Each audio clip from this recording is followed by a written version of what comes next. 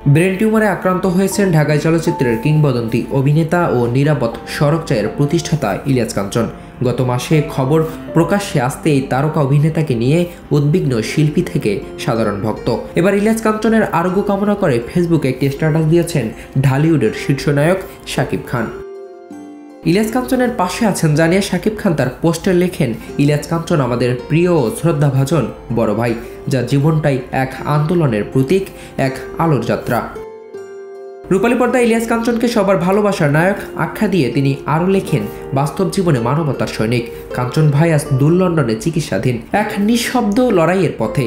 দেশের কোটি মানুষের প্রার্থনা আছে তার সঙ্গে যেন আবার তিনি ফিরে আসেন আগের মতো উদ্যমী, হাস্যোজ্জ্বল, প্রেরণাদায়ী একজন মানুষ হয়ে।